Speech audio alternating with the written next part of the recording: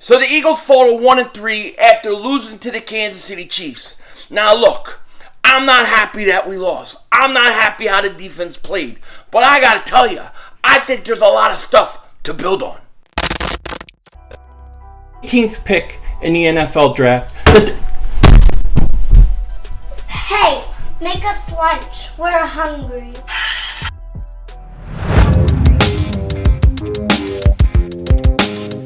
Dallas still stinks. You're by the way, Dingbat here, and I hope everybody's having a great Monday. I hope you guys are doing well. Let me first start off by saying two things. One, Mark Holmes is my daddy. I have to say that for the rest of the week. I lost a bet. That's why I have this mother humper on right now. But anyways, that concludes that part of the bet for Monday, and we'll continue with it tomorrow. Second thing is, I will not be streaming the Monday night game tonight. I wanted to. Got a lot of things going on. I got a couple meetings and some stuff I have to do this evening, so I won't be streaming the Monday game, but I will be streaming on Thursday. So look for that. We streamed over 7 hours yesterday, so it was a lot of fun. Great day, even though the Eagles lost. Now, today is usually the day I do my final thoughts, and then if we ever get a win, I like to put out my cigar video. I haven't smoked a cigar since week 1. I'm in dire need to smoke a cigar, and I think I got a chance this week. But before we get into the Panthers and stuff, which we will all week, I want to talk today about yesterday. I want to talk about my thoughts, the day after, kind of processing everything that went through. Because to me, yesterday was like week 1, week 2, and week 3 all rolled into one, okay? I think if we're honest with ourselves, if we're going to be honest, none of us, not many of us, I don't know anybody who thought the Eagles were going to win yesterday. I didn't think we were going to win.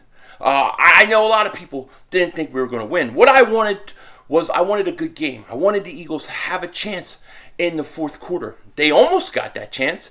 If DeVonta Smith doesn't step out of bounds and he scores a touchdown, we have a game at the end. Okay, that would have been interesting because let's say that touchdown counts. My plan is I ain't giving the ball back to Kansas City. I'm onside kicking it and trying to win it right there. I'm not trying to give them the ball back because our defense couldn't stop them the whole game. And I'm going to be honest. Because maybe I didn't expect us to win and I just wanted the Eagles to come and put a fight and play better than they played against the Cowboys. I'm not all that down today. I'm not as pissed off and as mad as you might think. Because I didn't think they were going to beat Kansas City. I don't think they're going to beat Tampa.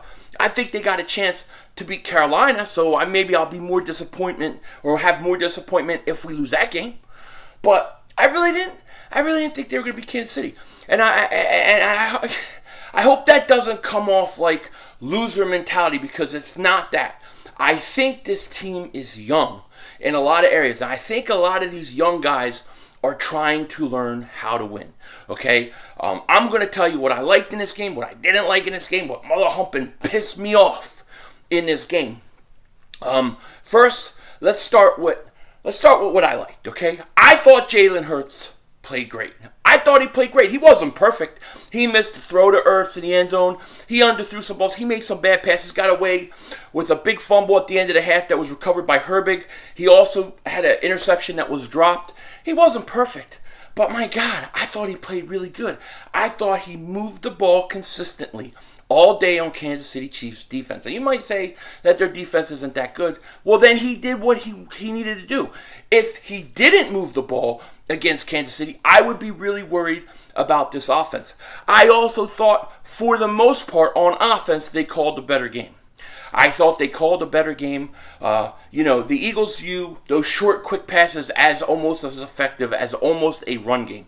I agree with them to a certain extent, but I thought offensive play calling, for the most part, was much better than it was against Dallas. And I thought the effort as a whole, especially on the offense, was better. DeVonta Smith was awesome. He was awesome. I mean, you can tell watching this guy, he's a stud. He's a stud. He is going to be that guy, the guy we drafted. He is who we thought he is. He is who we thought he is. I love him. You know what I'm saying? So those things I was glad about. There were some things that I wasn't happy about. Some of Nick Sirianni's play calling, I wonder sometimes about, although they called a better game, yes. I thought he doesn't run Miles Sanders enough, especially right up the middle. Okay, so they go back, right? They hit Goddard on a touchdown. Great catch by Goddard. Are we going to sign Goddard to a contract or what? What are we waiting for? Get this man signed. Get his ass signed. Okay, but Goddard catches a touchdown. It gets called a penalty, right? Andre Dillard gets called on a penalty, and then Kansas City has a penalty. So somehow it all sets, and the Eagles get a 1st and 10, I think, at the 2-yard line. First down, run Miles Sanders right up the middle. If you run him right up the middle, he's going to score because they're not preventing it. They're not stopping it. And they don't do it. I don't understand the way they use Miles Sanders. Listen, this is how I see Miles Sanders, okay? Miles Sanders is a kind of back that he may go one carry 3 yards, one carry 5 yards, one carry 2 yards, maybe a carry 0 yards. But he will also get you a carry 80 yards, a carry 50 yards. He's very capable of breaking it at any time. A guy like that, you put the ball in his hands. What is his name? You know what I'm saying? No cannolis for Nick Sirianni because of that. That alone, no cannolis. And he's a cannoli eating paisan who likes gabagool.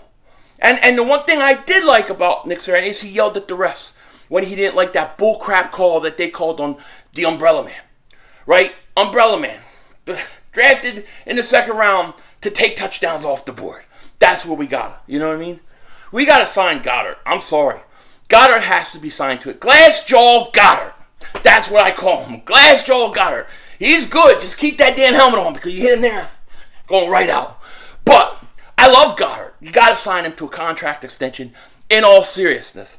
But Ertz scores a touchdown. They call it bullcrap. I mean, look, I'm not an Ortega-Whiteside fan, the Umbrella Man. But that was not a penalty. That was such a bogus call. And it was huge. I mean, in this game, you had 3 touchdowns come off the board. Okay? To me, the Dillard and the Goddard, Glassjaw Goddard and Ertz's touchdowns should have counted. They should have counted. DeVonta Smith, fine. He was out of bounds. That I chalk to them not making those guys line up in the right area or a young guy making a mistake. Same thing happened to Rager. You're going to have to learn. You have to learn from playing. And some of these young guys are learning. That's what I mean by they're learning how to win. Okay? So I thought those two were bogus. But at least when they took back the Ertz touchdown, at least my coach was yelling at the refs. I love that. I do. Because I thought Doug never fought the refs hard enough. I thought Andy Reid never fought hard enough. I never thought Chip Kelly fought hard enough. Buddy Ryan will punch you in the face. That's why I love Buddy Ryan. Buddy Ryan, legend. Okay? But, so, yeah. So, I mean, there was some good on offense, things to build on, things to be better at next week. But the fact that the offense could move the ball, and look, we got to give Hurts credit. Hurts had a horrible game. Hurts had a horrible game versus Dallas. And he responded with a really, really good game against Kansas City. That's a good sign for the future, in my opinion. I heard he went, he had a passionate speech for the team after the game. I know people are frustrated. I know Darius Slay is frustrated. He's tweeting things out. He's sick of losing. And that kind of leads me to the defense. The defense is god-awful. It's awful. It's horrible. The defense is so frustrating, it's not even funny. Okay? Besides Javon Hargrave, really, we're not getting anything from anybody else. We're just not. We're not. And I don't even blame the secondary or anything like that.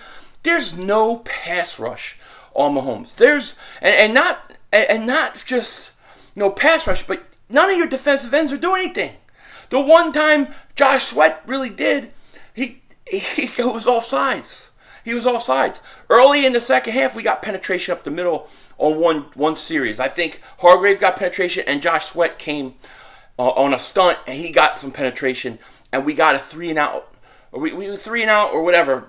We got the ball back, right? I think Mahomes threw an interception. That's what happened because they didn't punt all day. Kansas City didn't punt all day. 2 straight weeks, we have not had anybody punt. It's not good. It's not good. I, right now, am disappointed mostly with Jonathan Gannon because where's the blitzes? Where's the adjustments? I don't see it, and I don't understand it at all. This team is desperately missing Brandon Graham. They just are. That you can see it, okay? And this team, in the offseason, has to address the defensive end position. I'm serious. Like, you either need to go out and sign Hassan Reddick or somebody like that if they're available. I don't know who the free agents are going to be. And you need to draft early first round a top defensive end in the draft. You have to, because you need a pass rush. This is a defense that's always predicated on a pass rush. You get pushed up the middle by Hargrave, but you're not getting anything from your ends. And when you don't, it's going to hurt everything else. I think the linebackers, they're not playing good, in my opinion. I think Wilson had the interception. Okay, it was a bad pass. But they can't stop the run. They can't come up and stop the run. They don't run blitz. They don't blitz Mahomes. You would think in a situation where you know you have that high-powered offense in Kansas City, you would think at some point you would say, you know what, we're going to have to take chances. We're going to have to try to do something to get possessions. And you would bring some blitzes, you would disguise some blitzes, you would try to do something to do it. And yes, Mahomes may burn you and destroy your defense by reading the blitz and hitting the open guy, but you're going to have to take the chance because the other thing is it's just like a death by 1,000 cuts. You're just giving up first down, 2nd and 2, 3rd and 1. You know, then when it's like 3rd and 7, they can go off sides. Okay, and then Derek Barnett. He aggravated me to no end. He's got 3 games. Each game has penalties. He has no sacks. No sacks at all. We're paying this guy $10 million. He's not who people said he was. He is who I thought he was, but he ain't who a lot of people said he was. So I'm done with him. I'm done with him. And then some people say, well, it wasn't his fault. He got pushed. Well, his reputation is so bad that the rest won't even look at that. They just gave him the flag.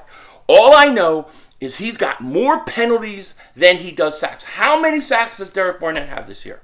I think 0. We're a quarter of the season, 4 games in. How many sacks? He's done nothing. I have to let him go in the offseason. I would try to trade him right now. I would trade him, give me a big bag of Cool Ranch Doritos. I'm in. That's how I feel about Derek Barnett. I'm sick and tired of it.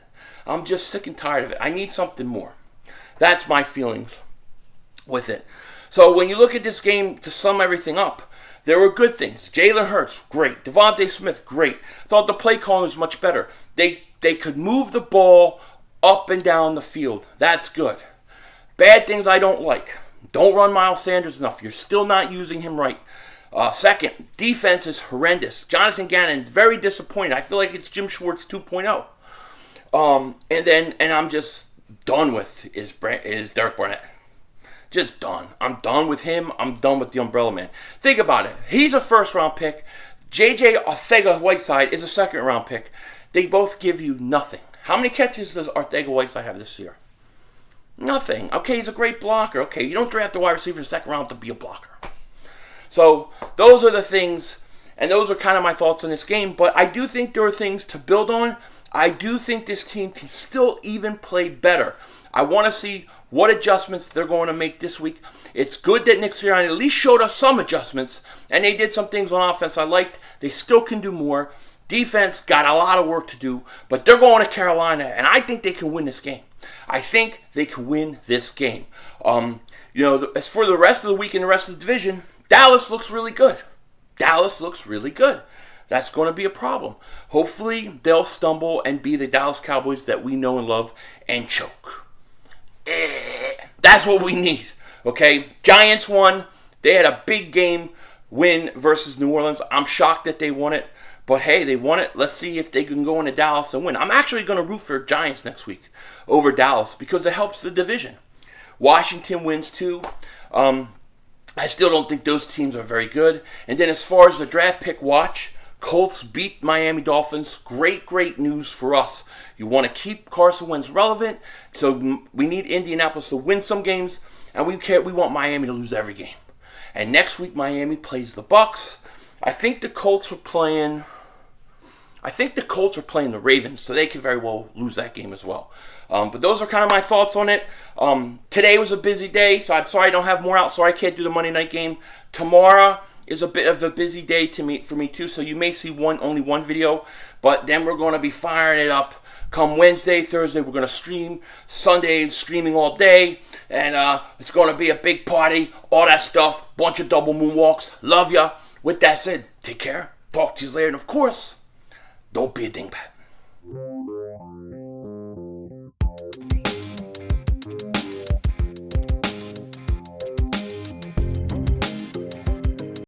It's a beautiful day in the neighborhood. It's a beautiful day in the neighborhood. Would you be mine?